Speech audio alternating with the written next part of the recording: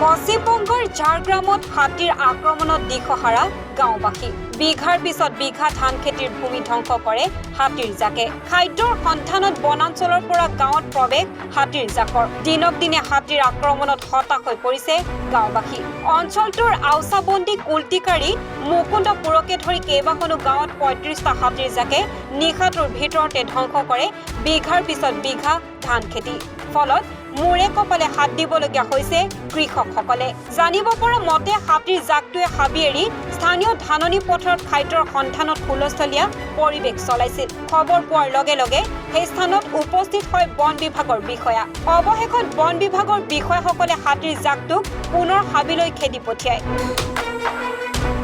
হাতি ছিল আমাদের কুলটিগড়ি সাঁকরাইল থানা দুর্গাবুড়ি জঙ্গলে তো বর্তমান হাতি পুন্নাপানি